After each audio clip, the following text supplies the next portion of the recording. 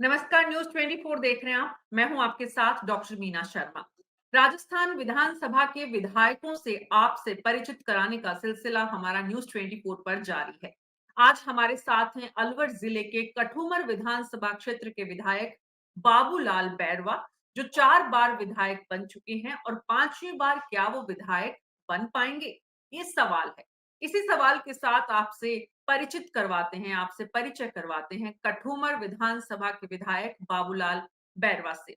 बैरवा जी, स्वागत है आपका न्यूज 24 पर। Thank you. बाबूलाल बैरवा जी, 5वीं बार विधायक बनने की तैयारी आपकी है? हाँ, तो कोशिश है फिर आप बनेंगे। आपको टिकट मिलेगी? उम्मीद तो है। तो आप टिकट टिकट मिले अपने अगर लिए मांग रहे हैं कि अपने बेटे के लिए मांग रहे हैं? मैडम वो पार्टी ने कार्यकर्ताओं ने ये तय किया है, बजाय बेटों के आप खुद लड़ो। ओके। तो आपका तो जो लोग स्वास्थ्य और आपकी उम्र, बाबूलाल बैरवा हाँ जी, आपका साथ नहीं दे रहे हैं। हाँ कमजोर है, वो सही है। वो पैर की प्रॉब्लम है और स्वास्थ्य में कोई कमी नहीं है। एक्सीडेंट होगा तो मेरा पैर कट गया था। बाकी मेरे कार्यकर्ता यथावत हैं, मेरा फील्ड यथावत है। मैं लोकल हूँ यहाँ का, इस क्षेत्र का। और कठुमर के बीच में मेरा मकान है, यहीं में रहता हूँ। कार्यकर्ता जुड़े हुए हैं, इसलिए मुझे ज्यादा मेहनत की आवश्यकता नहीं पड़ेगी। कठुमर के लोग, कठुमर की जनता क्यों चाहती है कि आप 5वीं बार यहाँ से चुनाव लड़े? वैसे तो आपका ये 10वां चुनाव होगा, लेकिन 5वीं बार विधानसभा जाने के लिए 9 बार चुनाव लड़ चुके हैं आप। 10वीं बार आपको ही क्यों भेजना चाहती है जनता?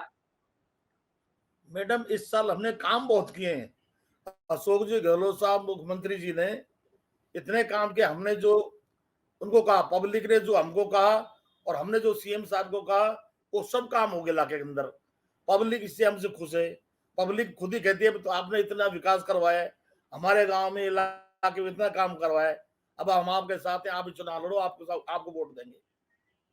ये सवाल पैदा हुआ, इसलिए मैंने खुद ना आबरी नहीं, पहले मैं यही कोशिश कर रहा था, मैं बच्चों को लड़ाऊंगा। लेकिन जनता ये कहते नहीं, आप खुद लड़ो। भला तो आप तो फार्म भर के घर बैठ जाओ, आपको वोट देगी जनता। कुमार गुलशन है बाबूलाल बैरवा जी। हमारे दर्शक जो इस कार्यक्रम को लाइव देख रहे हैं आपके फेसबुक और हमारे फेसबुक चैनल पर और हमारे यूट्यूब चैनल पर, कुमार गुलशन है, उनका कहना है कि बैरवा साहब का काम बोलता है। इन्होंने कठुमर विधानसभा में विकास की गंगा बहा दी। लेकिन हकीकत तो ये भी है बाबूलाल बैरवा जी कि आप अपनी सरकार से लगातार खुश नहीं थे। नहीं, सरकार से सब योगी तो मंत्री थे, वो काम करते ही नहीं थे। मुझे मुख्यमंत्री जी भी नाराज थे और कई एमएलए नाराज थे। मैं बोल देता हूँ और लोग बोलने की हिम्मत नहीं थी। मैं कह देता था साफ साफ। एक बार रघु शर्मा के खिलाफ बोला, उन्होंने सब काम चालू करने चालू कर दिया। तो इनको थोड़ा आंख तो होनी चाहिए ना। अब कई लेकर रोते रहते हैं, साहब ये काम नहीं करता, वो काम नहीं करता, और मैं कह देता हूँ भाई ये नहीं करता। यही बात की। और बाकी सरकार से कोई, मुख्यमंत्री जी ने हमारे सब काम किए जो बताए हैं वो। बाकी मंत्री कोई नहीं, एक आपने दो तो ऐसे यहाँ थे जो तक काम कहा नहीं। बाबूलाल बैरवा जी, आपने तो यहाँ तक कहा कि जो परसादी लाल मीणा और डॉक्टर महेश जोशी हैं, ये लोग आपका काम इसलिए नहीं करते हैं क्योंकि आप एक समाज विशेष से आते हैं। अब क्या पता क्यों नहीं, मतलब कहा तो था, लेकिन वो अब जब महेश जोशी शो में, आज मेरे यहाँ गई साल बजट में एक्शन ऑफिस खुला था पीएचडी का, लेकिन आज तक मैंने कहा एक्शन को लगा दो, आज तक वो एक्शन नहीं लगाया, अभी तक नहीं लगाया। अब मैं उसके लिए कैसे अच्छा कहूं। अब वो एक्शन जो लगाया खुद नहीं है, उसके पीए वगैरह ने, और वो आज तक यहाँ कठोर नहीं है, नहीं बैठता है वो आदमी। हम लोग सब परेशान है। अब उसे हमारे एजेंट को साइन करवाने होते हैं तो अलवर जाना पड़ता है, जबकि एक्शन ऑफिस कठुबर में है। इसलिए दुख दुख होता है, हमको भेजो से खिलाफ बोलना पड़ा। और परसादी लाल मीणा के भी खिलाफ बोले आप? हाँ, उन्होंने उन्होंने भी उनका भी ये रवैया था। अब वो घमंडी ज्यादा है वो उन्होंने आदमी। क्या कमियां आपके विधानसभा क्षेत्र के कौन से काम नहीं होने दिए? जैसे अब भी आज के डॉक्टर की पोस्ट हमारे यहाँ करीब 10-15 पोस्ट ऐसी हैं डॉक्टर जो खाली पड़ी हैं। अभी कोई मेरे 3-4 सीएससी हैं, गायनी का गायनी की एक भी डॉक्टर नहीं है, और उन्होंने मैं कई बार कह लिया, जहां वो चाहिए वो डॉक्टर लगाया ही नहीं अभी तक। ये प्रॉब्लम थी। तो ऐसे में बाबूलाल बैरवा जी, जब आपकी सरकार होते हुए भी आपके काम नहीं हो पाए, तो जनता आपसे खुश कैसे है और क्यों बोल रही है कि आप ही चुनाव लड़ें? उनको दिख नहीं, रहा है कि आप उनके ये तो काम नहीं मैडम करवा पा रही, सक्षम नहीं है आप उनके काम ये करवाने तो में। अरे ये तो मैडम को ट्रांसफर थे, लेकिन काम जो होते जैसे कॉलेज खोलना, अस्पताल खोलना, पंचायत समिति खोलना, थाने तहसील खोलना, कोर्ट खोलना, सड़कें बनवाना, ये काम तो सीएम ने किए, सब मुख्यमंत्री ने किए। मुख्यमंत्री जी ने जो काम कर दिया, ये तो पोस्टिंग करवाना था डॉक्टरों का, वो है, वही कोई काम नहीं है। ट्रांसफर ट्रांसफर तो वो है जो नया काम हो, जैसे जलदा विभाग का एक्सचेंज खोल दिया, पीडब्ल्यूडी का एक्सचेंज ऑफिस खोल दिया, डीएसपी ऑफिस खोल दिया। तो ये काम जो थे वो सीएम ने किए बजट में सब। अब उनमें स्टाफ तो लगाना पड़ेगा ना अपन को, वो स्टाफ नहीं लगा पाए लोग, ये तो समस्या थी। सीएम के अभी काम से जैसे आप एकदम खुश हैं, मुख्यमंत्री अशोक गहलोत के कामों से बाबूलाल बैरवा एकदम खुश हैं। बिल्कुल 200%। और मुख्यमंत्री ने कहते आपने जो सचिन राजस्थान पायलट को लेकर भी, बाबूलाल बैरवा जी, पार्टी में चल रही गुटबाजी को लेकर भी आपने खुलकर बोला। अब मैडम अब ठीक है, बिल्कुल अब पायलट साहब का रुख है कि कांग्रेस की सरकार बननी चाहिए राजस्थान कैसे भी हो। पायलट साहब भी यही चाहते हैं और सभी यही चाहते हैं कांग्रेसमैन कि सरकार रिपीट होनी चाहिए। अब कोई मतभेद नहीं तो आपस में। चुनाव जैसे जैसे नजदीक आ रहे, वैसे वैसे आप सारी बातें भुलाना चाहते हैं जो पार्टी के भीतर गुटबाजी को लेकर आपने खुलेआम लोगों के बीच में जिस तरह की बयानबाजी दी, आपको नुकसान नहीं होगा उसको अब? नहीं नहीं मैडम, वो तो उस टाइम पर जब अपन को राज करना था, शासन चलाना था, लोगों को काम करने थे, तब कही थी। अब तो चुनाव जीतना है, अब काहे का झगड़ा। अब तो सब मिलके एक रहेंगे, पूरे कांग्रेस में एक रहेंगे, सरकार को रिपीट करना है, वो बात सब खत्म हो गई। तो आपकी जो टिकट है उसका जो संशय है, उस पे जो अभी बादल छाए हुए हैं, उनका क्या होगा बाबूलाल बैरवा जी? अगर इनको कांग्रेस का राज रिपीट करना है, कांग्रेस सीट बचानी है, तो टिकट घर ही आ जाएगा। अगर इनको कांग्रेस सीट नहीं बचानी तो बापड़दा अरेस्ट करेंगे। तो इनका मतलब राज अगर आपको टिकट कांग्रेस पार्टी नहीं देती है, अशोक गहलोत नहीं देते हैं, तो आप चुनाव फिर भी लड़ेंगे? नहीं नहीं, बिल्कुल नहीं, फिर आराम करेंगे। ये तो आपके अब तक के राजनीतिक इतिहास पर जो है वो सूट नहीं होती है ये बात। आप तक का राजनीतिक इतिहास बताता है कि आपको चाहे कोई टिकट दे या नहीं दे, चुनाव के मैदान में तो आप जाते हैं। मैडम अब उम्र हो गई, अब उम्र हो गई। पहले भागदौड़ होती थी, जब एक्सीडेंट नहीं होता ना, भागदौड़ कर लेते थे। अब नहीं, अब तो पार्टी के साथ रहेंगे। तो मतलब कांग्रेस पार्टी के साथ जीने मरने वाली स्थिति आ गई है अब आपकी। आ गई, हाँ हाँ हाँ। अब इसलिए यही है, कांग्रेस के साथ रहेंगे।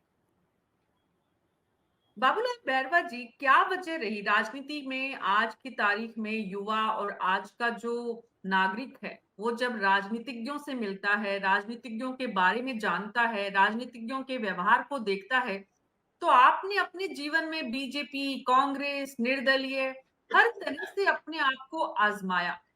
क्या फर्क पड़ता है जब आप एक पार्टी के भीतर रहते हैं और आप अलग-अलग राजनीतिक दलों की यात्रा करते हुए अपना मुकाम स्थापित करते हैं? मैडम 1980 में मैं निर्दलीय चुनाव जीता हूँ, इंडिपेंडेंट। 27.5 साल की उम्र थी तब मेरी। अगर मैं चुनाव नहीं लड़ता तो मेरे फिर राजनीतिक सफर आगे बढ़ता ही नहीं। मेरी जो पॉलिटिकल कैरियर है वो समाप्त हो जाता है 1980 में। इसके बाद 2003 में मैं मात्र 2000 वोट से आ रहा हूँ। मैं उससे लड़ा था इनोलो से, और वो भी मेरी कौम बरादरी से एक बसपा से कैंडिडेट लड़ गया था, वो 6000 वोट ले गया। अगर वो कौम के वोट नहीं जाती तो मैं फिर चुनाव जीत जाता। इसलिए भाग्य आजमाना पड़ता है, और आज भी मेरे साथ मेरा समाज है, मेरे कार्यकर्ता मेरे साथ है, इसमें कोई दो राय नहीं है। आपको अगर मेरे जो बारे में मालूम हो कार्यकर्ता तो ये आपके साथ हैं, आप बाबूलाल बैरवा जी, आप बताएंगे जो नए राजनेता तैयार होना चाहते हैं, जो राजनीति में हम्म, आना चाहते हैं, उनको आप कोई मूल मंत्र बताएंगे कि कैसे कार्यकर्ता को अपने साथ रखा जा सकता है, क्योंकि लगभग 50 साल की राजनीति आपकी जो है वो काफी अहम है। मैडम ऐसा है कि आजकल जो नए नए लड़के हैं ना, उनके तौर तरीके ही अलग हैं। वो कोई झुकना पसंद नहीं करते, मत सीधी भाषा में बात करना ही नहीं पसंद करते। आप कोई आज 5 आदमी 10 आदमी आ जाएगा तो उनको बोरियत पैदा होगी। हमारे यहाँ 24 घंटे दरबार खुला है, किवाड़ खुले रहते हैं। कोई हजार कोई चले जा। मैं मोबाइल रखता हूँ मेरे पास, मैं खुद ही मोबाइल उठाता हूँ, मैं ही जवाब देता हूँ। तुरंत अधिकारियों को फोन करता हूँ। कोई किसी का मौत हो गई उसके बैठने जाता हूँ, किसी के शादी हुई लड़के के कन्यादान देने जाता हूँ। ये आजकल लड़कों में नहीं है ये। वो 5 सितारे होटल के सिस्टम आ गया आजकल। हमने पुराने गरीबी में टाइम निकाला है। अब मैंने 1980 में 15,000 में चुनाव जीता है एमएलए का, और एक मोटरसाइकिल चुनाव जीता है। कोई मिला कोई आदमी ऐसा आपका? जगन्नाथ पहाड़िया जी का भतीजा को टिकट मिला था, 50-50 गाड़ियों में चलता था उसका काफिला, और मैं एक मोटरसाइकिल चलता था, और जब चुनाव जीता हमने। तो ये पब्लिक अपनी पकड़े पैटे लोग, यार दोस्ती है, घर है अपना, समाज है अपना। इसलिए मुझे विश्वास आज भी है कि मेरा आदमी आज मेरे साथ है। मुझे छोड़ के कोई नहीं गया, सब मेरे साथ है। इसलिए आज एक लेकिन बाबूलाल बैरवा जी, चुनाव का पूरा तौर तरीका बदल गया है। आज चुनाव सोशल मीडिया पर लड़ा जा रहा है। आज चुनाव में प्रचार प्रसार की बड़ी भूमिका हो गई है। आप मानते हैं कि काम से ज्यादा इन सब जो आज के प्रचार के जो नए माध्यम है, ये ज्यादा प्रभावी हैं, ज्यादा मजबूत हैं, ज्यादा सशक्त हैं? आप सही कह रही हैं, आजकल तो चलता तो सोशल मीडिया का ही है। लेकिन हमारे टाइम पे ये जो थी नहीं। हम तो उसी डर्रे पे चल रहे हैं जो पुराना डर्रा डर्रा था। अब इसे तो मेरे पल्ले ही नहीं पड़ता। आज जो नया बच्चा जन्म लेता है, वो पैदा होता ही मोबाइल संभाल लेता है, और मैं अब तक मोबाइल चीजों को नहीं जानता। मैं तो अगर बात कर लेता हूँ, फोन कर लेता हूँ, सुन लेता हूँ बस। अब इसके लिए अब नए नए जो लड़के हैं हमारे पास में, वो संभाल लेते, वो काम कर रहे हैं। अब मेरे इलाके में कोई 15-20 उम्मीदवारों ने अपने सबने दीवारों पे फोटो लगा रखी है, अपने एड छाप रखे हैं। मेरा कहीं भी नहीं है, कि एक भी नहीं है। मैं तो प्रेस वालों पर गया ही नहीं, फिर भी लोग हमको याद करते हैं, हमारे साथ ही रहते हैं। रोजाना जी। सैकड़ों आदमी जो हमारे पास वही बैठते हैं हमारे पास। इसलिए जनता का बाबूलाल, प्रेम है, जनता का मोह है। जनता की आपसे उम्मीदें क्या होती है बाबूलाल बैरवा जी, एक विधायक से, एक जनप्रतिनिधि से? क्या चाहते हैं वो कि आप उनके कैसे काम करें, किस तरह के काम करें? मैडम जनता के देखो काम तो सब हो गए। अब जो डेली यूज में, ये तो बिजली है, बिजली का आना, इनको किसानों को डीपी का इंतजाम करवाना। एक पानी की हमारे बहुत समस्या है इलाके में, उनका पानी का इंतजाम करना, जगह जगह हैंडपंप लगवाना। जल जीवन में भी काम चल रहा है यहाँ। अब या थाने आपस में लड़ाई झगड़े हुए, थाने थप्पड़े में काम करना है। ये जनरली काम किए चलता है। किसी के जमीन पे अतिक्रमण है, पटवारी तहसीलदार पुलिस को कह दिया भाई इसका कब्जा कर लिया, हटाओ ये कब्जा, है कि नहीं? तो इस ये तो जनरली रूटीन काम तो रोजाना का यही है। डेली के झगड़े हो गए, सर फूट गए, बस एक दूसरे की मदद कर दी, पुलिस भेज दी, अतिक्रमण हटवा दिया। अब तो रूटीन का काम यही है। विकास कार्य तो अशोक गहलोत ने इतने करवा दिए। अब उनमें जैसे हमारे 3 कॉलेज खोल दी मुख्यमंत्री जी ने, अब उनमें स्टाफ ही नहीं है। अब उनमें स्टाफ तो बैठाना है ना हमने मैडम। तो ये टूट काम चल रहा है बस। और जनता का यही है, पब्लिक से तुरंत मिल लिए, तुरंत अधिकारियों को फोन कर दिया, उनको ये चाहिए चाहिए। एक वो है जो आदमी को मिलता ही नहीं है। गए साहब, साहब आज कहाँ गए, घूमने गए साहब। अब मैं तो कहीं जाता हूँ, उनकी मेरे पैर की वजह से परेशानी है। घर सबको 24 घंटे यही मिलता हूँ घर ही। इसमें फर्क है मैडम। कोई कई एमएलए मैं खुद ही कहता हूँ फोन ही नहीं उठाते, मेरा ही फोन नहीं उठाते, मंत्री फोन नहीं उठाते, क्या करोगे बताओ?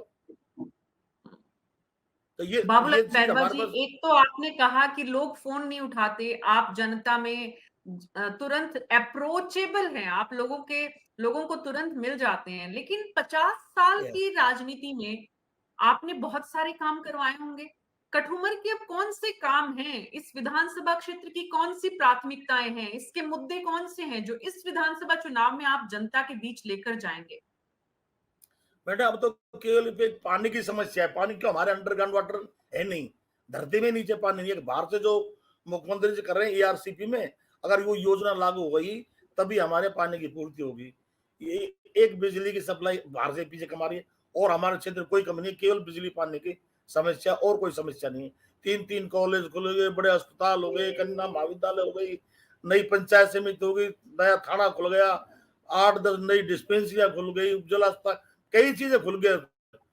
उप तहसील अलग एक उप तहसील अलग हो गई।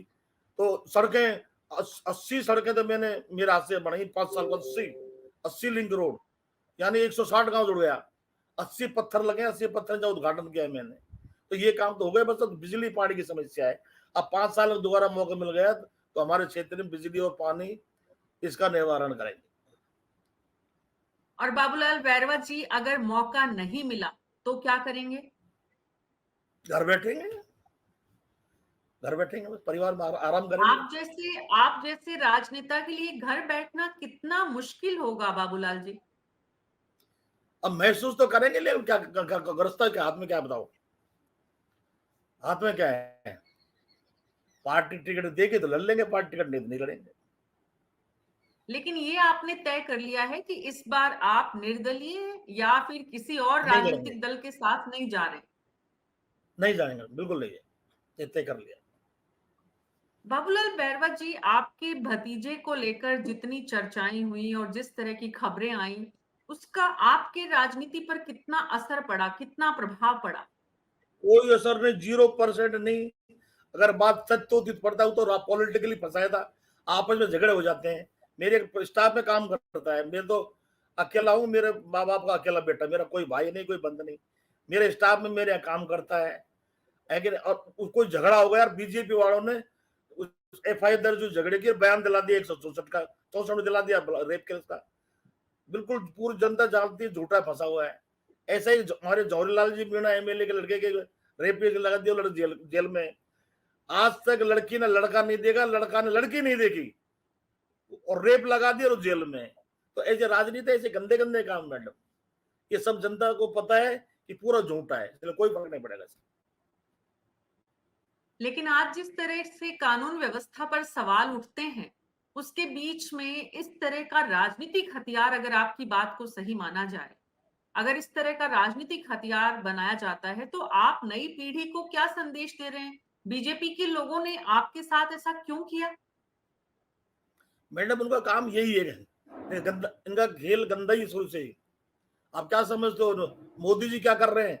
आज हमारे राजस्थान में कल ही भाषण देके गए हैं, एक भी कोई काम की बात की उन्होंने?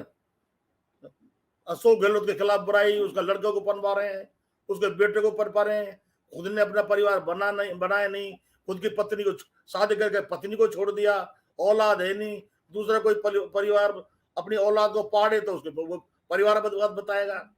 तो इन बीजेपी का यही काम, बस केवल भाषण देते हैं, काम नहीं करते हैं। वो स्थिति यहाँ भी है। मैंने उदाहरण दे दिया आपको राजगढ़ विधायक जवाहरलाल जी का, कि लड़के ने लड़की नहीं देखी, लड़की ने लड़का नहीं देखा, और बलात्कार केस में जेल काटा है लड़का। वो सेम यही हुआ है मेरे जो बता रहे हैं, ये काम तो करते नहीं है आप तो इसी लेकिन मंदिर बीजेपी में रहे भी हैं, बीजेपी से चुनाव भी लड़े हैं बाबूलाल बैरवा जी। तब बीजेपी जो थी और आज की जो बीजेपी है, उसमें ये फर्क आया है या फिर तब भी ऐसी थी?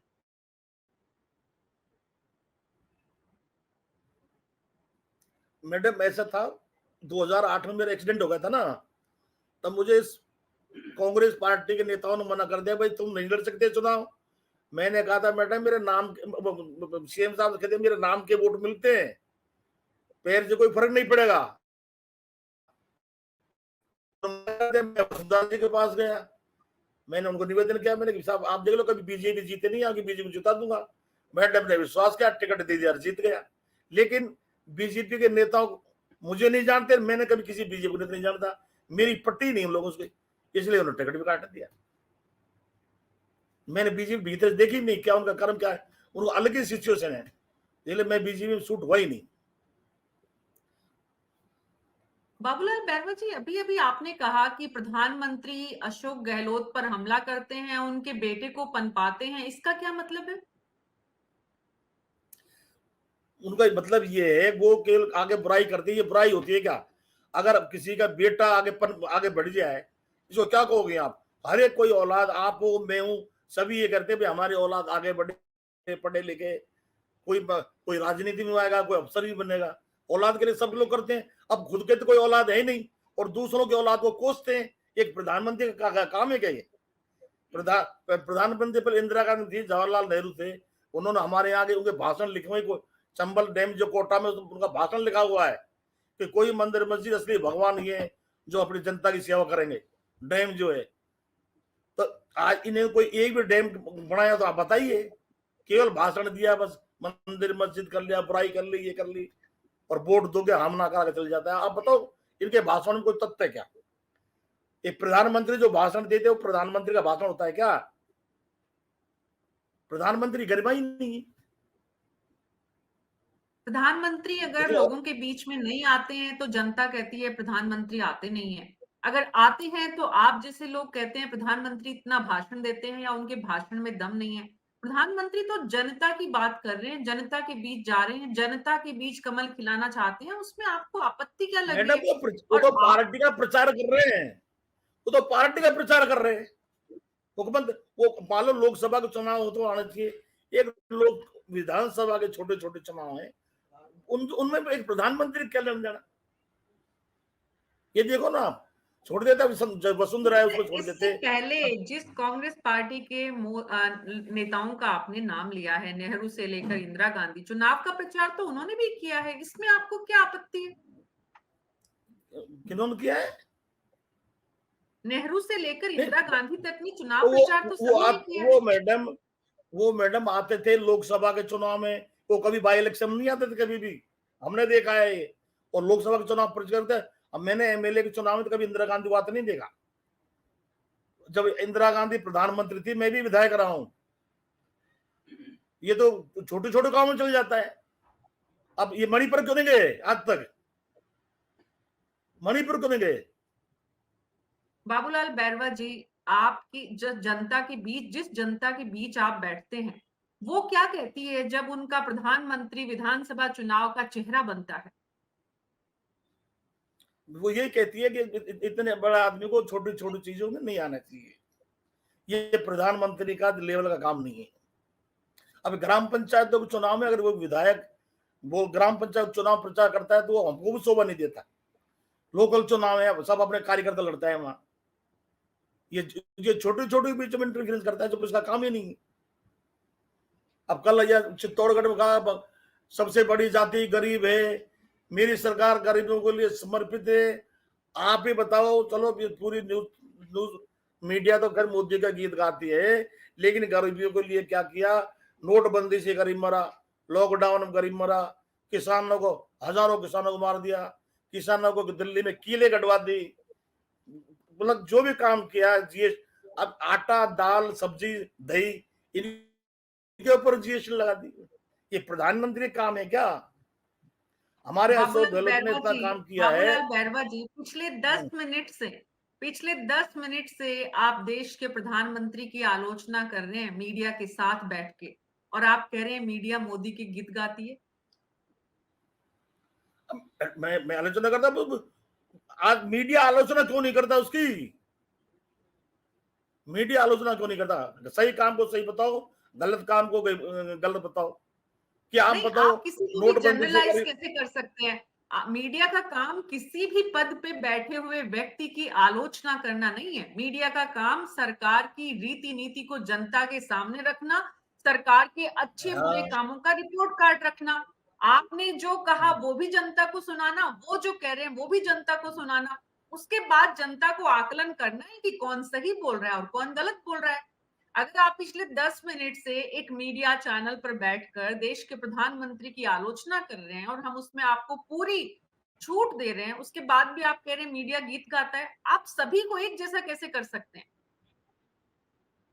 मैडम आपका चैनल पे वो आते हैं सुधीर चौधरी, वो आदमी एक नंबर का वफादार ईमानदार आदमी, जो सही सही बताता है। नहीं, मैं देखता हूँ, माफ आज तक कीजिए, न्यूज देखता हूँ, सिर्फ आज 24 तक। पर नहीं, मैडम एक बाबूलाल आज तक बैरवा आती जी, है। आपको दो चीजें समझनी होगी। नहीं, मुझे आपकी इस बात पे आपत्ति है। पहले तो आपको ये समझना होगा कि जो नाम आपने लिया है वो हमारे चैनल से जुड़े हुए नहीं है।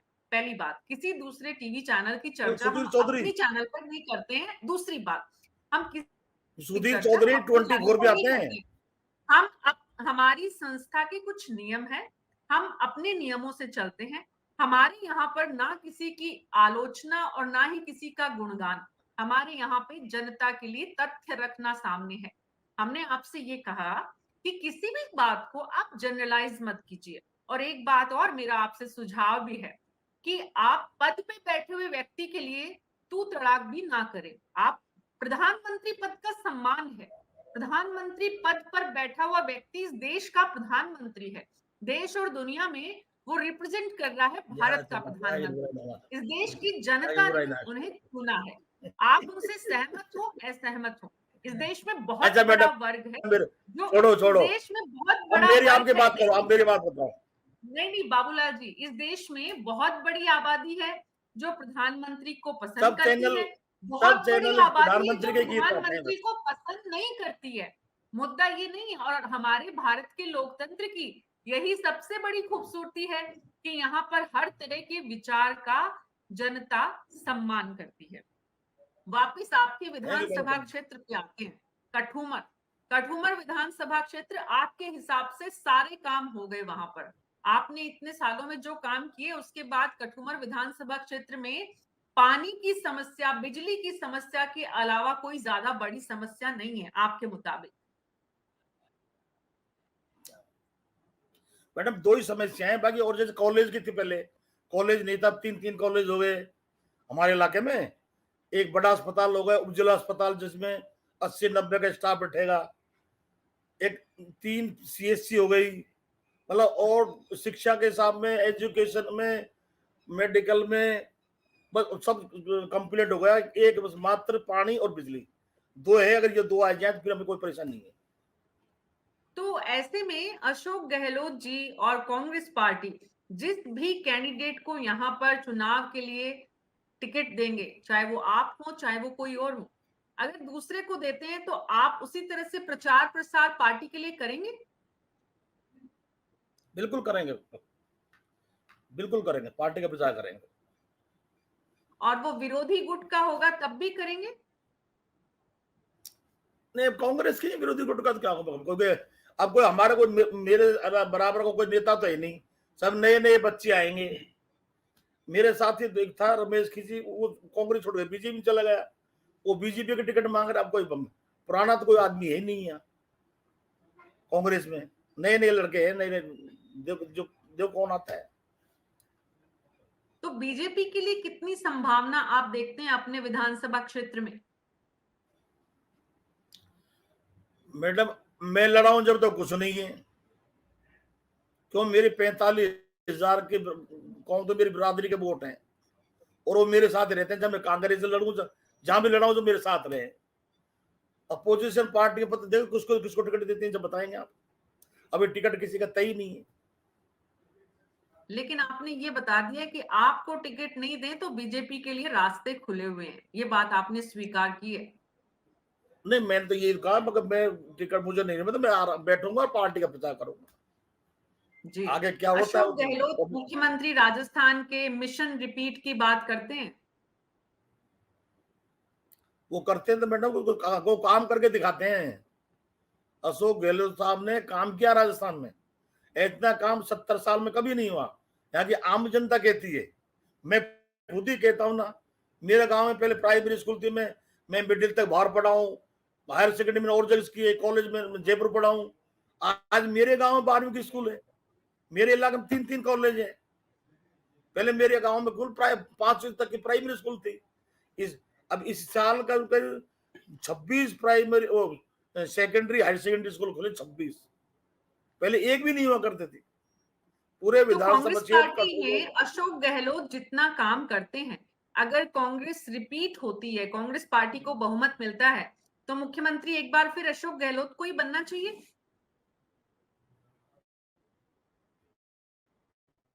ये तो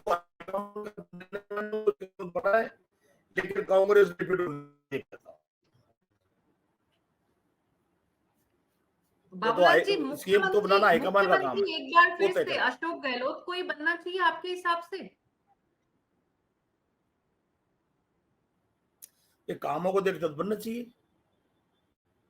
नहीं, जो आपने काम कहा किए, उन्होंने विकास किया इतने तो बनना काम चाहिए। किए हैं, तो बीजे आपने कहा उन्होंने इतने काम किए हैं कांग्रेस पार्टी के लिए, तो चौथी बार उन्हें मुख्यमंत्री बनना चाहिए? नहीं, बनना तो चाहिए, क्या बात है। काम के हिसाब से दोबारा कांग्रेस तो आनी चाहिए, और अगर मुख्यमंत्री ये बनता है तो कोई बुरी बात भी नहीं है। बाकी करेगा हाईकमान तय कौन सीएम बनता है, काम के हिसाब से तो तो ये बनने दूसरे चाहिए। विकल्प भी आपके हिसाब से दूसरे विकल्प भी खुले रखने चाहिए? मैडम देखो, अब तो हाईकमान का काम मेरे मुझे क्यों कहलाते हैं, बाकी नहीं, कामों के आपकी हिसाब से राय, तो सो गलत विधायकों नहीं। की विधायकों की राय पूछी जाती है ना बाबूलाल बैरवा जी, विधायकों की राय क्या है? तो आने तो जब बताएंगे, आप आज क्यों बताते हैं, चुनाव जीत का जब बताएंगे। बड़े समझदारी से बात कर रहे हैं। आपके एक साथी आपके विधानसभा क्षेत्र के हैं, लाखन हाँ, कुंद्रा, वो लिख रहे हैं कठुमर क्षेत्र में बीजेपी कभी भी नहीं आई थी। बाबूलाल बैरवा जी ने 2008 में बीजेपी का खाता कठुमर से खोला था। कुमार गुलशन कह रहे राइट। हैं बाबूलाल बैरवा जिंदाबाद। तो आपके प्रेमी तो हैं आपके विधानसभा क्षेत्र में, और आपने ये कहा कि मुख्यमंत्री का चेहरा आलाकमान तय करेगा। विधानसभा में चुनाव के नतीजों के बाद अभी कहना मुश्किल है, और चौथी बार अशोक गहलोत बने या कोई और बने, इसका विकल्प भी खुला हुआ है। यानी कि अशोक गहलोत को बनना चाहिए, इस बात की पैरवी आप नहीं करते हैं। बाबूलाल बैरवा ये जी कर रहा हूँ, क्यों नहीं कर रहा प्रधानमंत्री हूँ, जब आते हैं, हाँ? कर रहा हूँ, मुख्यमंत्री अशोक गहलोत बनना चाहिए, मैं कर रहा हूँ ना, अच्छा, कर रहा हूँ, ऐसा मुख्यमंत्री नहीं कर अशोक रहा हूँ। गहलोत अगर इस बनने काम को चाहिए देखते हो तो चौथी अशोक बार गहलोत बनना मुख्यमंत्री। चाहिए, ओके, कामों को काम देखते के हुए तो हिसाब अशोक गहलोत बनना चाहिए। ओके, ठीक है। तो काम के हिसाब से मुख्यमंत्री अशोक गहलोत बनने चाहिए चौथी बार मुख्यमंत्री, ये कहना है बाबूलाल बैरवा जी का। बैरवा जी, आखिरी सवाल लूंगी। प्रधानमंत्री की एक के बाद एक यात्राएं हो रही हैं, आपके विधानसभा क्षेत्र में कितना असर देखते हैं जनमानस पर आपकी? उनके राज्य में देश का प्रधानमंत्री बार बार आकर गारंटी दे रहे हैं। गारंटी तो 15 लाख की भी थी, तो 15 लाख आए नहीं अभी तक,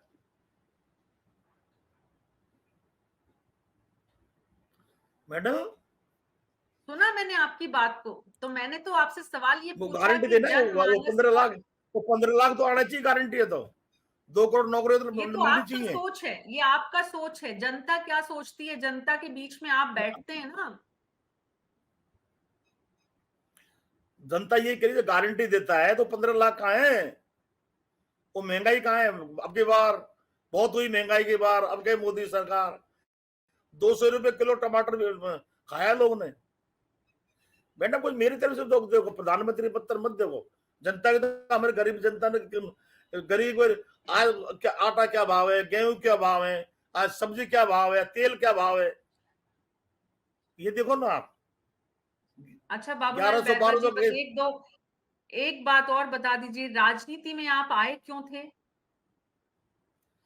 मैडम मैं तो 1977 का मैंने पहला चुनाव जब लड़ा था ना, तब मैं उस टाइम पे कॉलेज में पढ़ता था, महाराज कॉलेज, तो मेरा दिमाग वैसे खराब हो गया था। फिर मैंने नेताओं को देखा था कॉलेज में आते जाते, तब मैंने तभी से ठान लिया था मुझे भी नेता बनना है। और वहां जयपुर रहता था, गवर्नमेंट हॉस्टल के पास मेरा मकान था, तो निकलता हूँ मैं एमएलए को देखता था वहां, तब से मैंने ठान लिया कि मुझे एमएलए बनना है। और मैं 77 में टिकट मुझे मिल गई थी कांग्रेस की, तभी से मैं जी, राजनीति में चल ही रहा हूँ तक। तो आपके राजनीतिक गुरु कौन है? जब टिकट मिली थी उस समय कौन थे जिन्होंने आपको राजनीति में आगे बढ़ाया? वो तो मैडम सब बर्गर, जय किशन जी शर्मा थे, नवल किशोर शर्मा थे, ये थे राजनीतिक गुरु हमारे। अब तो तो मेरे राजनीति टाइम में में सब मर आप लिए। अपनी ताकत बढ़ाने के, विधायकों की, नेताओं की ताकत देखते थे, तो आपके मन में आया कि मैं भी ताकतवर बनूं? हाँ, मन में तो आता ही ना, राजनीति मन में आता ही है। अब बड़े बड़े सेठ हैं, अच्छे अच्छे अरबपति लोग हैं, वो राज्यसभा का सांसद यही तो बनते हैं ना, कि कुछ पावर आत्मा है। वरना कोई कैसा भी अमीर हो, एक पुलिस का आदमी पीठ में डंडा मार दे तो मार ही देता है, मतलब एमपी एमएलए छोटे तक पीठ में डंडा कोई नहीं मारेगा। तो ये तो ये इसलिए लोग पावर सत्ता का में जो आते ही। दुरुपयोग, पावर का दुरुपयोग भी बहुत हुआ बाबूलाल बैरवा जी। आपके हाँ, वो आपके भी रास्ते में बहुत बार आए। मैडम मैंने कोई दुरुपयोग नहीं किया, मैंने पावर का कोई दुरुपयोग नहीं किया, मैंने की मदद की लोगों की। ये मैंने काम किया पावर का बस। कठुमर विधानसभा में एक दबंगई की भी बहुत सारी बातें होती हैं बाबूलाल बैरवा जी। नहीं, दमे मैडम, मैंने कोई गुंडागर्दी किसी की नहीं की, मैंने किसी की जमीन नहीं हड़पी, मैंने किसी का माल नहीं हड़पा। मैं तो बस मेरे इतनी दमगी है, मैंने किसी गरीब की मदद की है। एक मेरे यहाँ गरीब बैरवाओं की जमीन 20 बीघे जमीन पर एक गुंडे ने कब्जा कर रखा है, वो हटा कर मैंने उसमें ITI कॉलेज बनवा रहा हूँ। लेकिन वो गुंडे अब भी गुंडागिरी उसको बरकरार है, सरकारी कर्मचारी है, पुलिस लगी हुई है वहां, कोर्ट उसकी मदद करता है, कोर्ट कचहरी छोटी छोटी बातों में कोर्ट स्टे दे देता है। मुख्यमंत्री अशोक जी गहलोत ने कोर्ट के बारे में बोला तो आज उसने बेचारे को माफी मांगनी पड़ गई। तो कोर्ट कचहरी तो 2 मिनट में स्टे देने को तैयार बैठे हैं, न्याय कहाँ मिल रहा है। वो काम जरूर किया है मैंने। बाबूलाल बैरवा जी, हितेश अवस्थी हैं, उनका कहना है बाबूलाल बैरवा कभी नहीं जीतेंगे। रमेश खिंची जिंदाबाद, ये रमेश खिंची के प्रेमी लग रहे हैं। और आपके होंगे दीपक बेटा, वर्मा हैं, वो आपकी जिंदाबाद के नारे लगा रहे हैं। हाँ होंगे मैडम, सब तरह के लोग हैं, आप जानते हो। जी, बस आखिरी सवाल लूंगी। आपने जो कहा 2008 गुंडागर्दी, में 50 साल से आप राजनीति में हैं, उसके बाद भी आपके क्षेत्र में गुंडागर्दी कैसे पनपी? मैडम, मैं तो गुंडागिर्दी तो मैंने तो जितना है कंट्रोल ही किया है। लेकिन जिसका ये नाम ले रहे हैं ना, रमेश खिंची, इलाके के सब चोर उचक्के बदमाश डाकू गुंडे सबका लीडर ये रमेश खिंची है। ये पन पाता है, ये बंद करता है। 2 बार विधायक रहा तो इसके पन पाए हुए हैं। मैंने तेरे को डैमेज खत्म किया है गुंडागर्दी को। अब कोई नहीं मेरे टाइम गुंडागर्दी, पूरा कंट्रोल है। जी, बहुत-बहुत शुक्रिया बाबूलाल बैरवा जी, आपके दर्शकों का बहुत-बहुत शुक्रिया जो आपसे जुड़े। आपको टिकट मिलती है तो आपको बहुत-बहुत शुभकामनाएँ, नहीं मिलती है तो आपके जो प्रतिद्वंदी हैं और जो बीजेपी हैं, उनके लिए जो संभावनाओं का रास्ता आपने छोड़ा है, देखना होगा कठुमर विधानसभा के लोग क्या फैसला लेते हैं। लेकिन कठुमर विधानसभा के लिए आपने जो कुछ किया है, वो तस्वीर आपकी जनता देख रही है। आने वाले प्रतिनिधि के लिए, चाहे वो आप हों, चाहे वो दूसरे हों, देखना ये होगा कि आप कठुमर के लोगों की ये जो गुंडागर्दी का सामना करना पड़ता है, लॉ एंड ऑर्डर की जो समस्या है, पूरे ज़िले में कहीं न कहीं ये एक बहुत बड़ा मुद्दा है। एनसीआर से जुड़ा होने के बाद भी, दिल्ली से सटा होने के बाद भी, विकास से थोड़ा दूर है ये इलाका। क्या कारण है? ज़रूर हम इस चुनाव से पहले यहाँ की विधानसभा की युवा, महिलाएँ, लोग समझेंगे, सोचेंगे और उसके बाद वोट करेंगे। बहुत-बहुत शुक्रिया बाबूलाल बैरवा जी, न्यूज़ 24 पर बात करने के लिए। राजस्थान के विधायकों से जनता के बीच में लाकर उनके कामों का रिपोर्ट कार्ड आपके सामने रखने की हमारी कोशिश